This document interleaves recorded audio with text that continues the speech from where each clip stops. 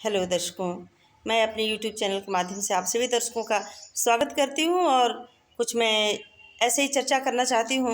यदि वीडियो अच्छी लगे तो आप शेयर करिए, कमेंट भी करिए कि आपको वीडियो कैसी लगी।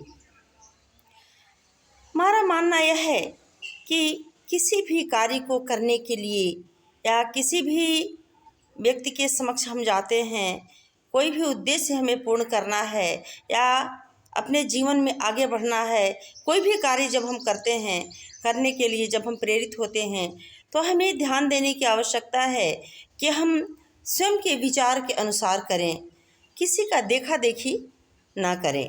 क्योंकि सबकी अलग अलग व्यवस्था है, सबकी अलग अलग क्षमता है, सबके अलग अलग उद्देश्य हैं, सभी के अलग अलग विचार हैं। अपने अपने विचारों को सफलता देने के लिए व्यक्ति कई गतिविधियों को अपनाता है, अपनी क्षमता का प्रयोग करता है। तो कहा गया है कि जैसी नियत होगा वैसी नियति भी हमारा साथ देती है। जैसे हम कर्म करते हैं वैसा ही हमारे कर्म का परिणाम भी हमें प्राप्त होता है, मिलता है।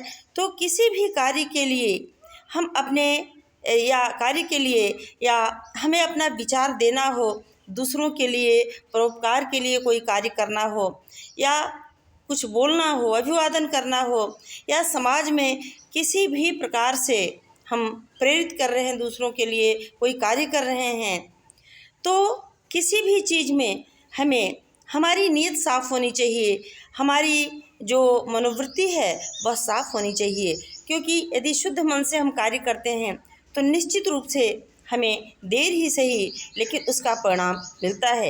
यदि अच्छा नहीं मिलेगा तो हमें बुरा परिणाम भी निश्चित रूप से नहीं मिलेगा। यदि हमारी नीयत साफ़ है, यदि हमारे विचार साफ़ हैं तो नियति भी निश्चित रूप से हमारी साथ निश्चित रूप से देती है। क्योंकि ये जो हमारा संसार है, ये जो इसमें जो हम बोते हैं वही हम काटते हैं, ये वापस हमें निश्चित रूप से प्राप्त होता ही होता है। इसलिए किसी भी कार्य के लिए सबसे पहले हम पूरे मन से और शुद्ध मन से उस कार्य को करें, हमें निश्चित रूप से उसका रिवार्ड अच्छे कार्यों के रूप में, एक अच्छे भाव के रूप में निश्चित रूप से प्राप्त होगा। यदि वीडियो अच्छी लगे तो कमेंट बॉक्स में कमेंट करिए कि कैसी लगी। धन्यवाद।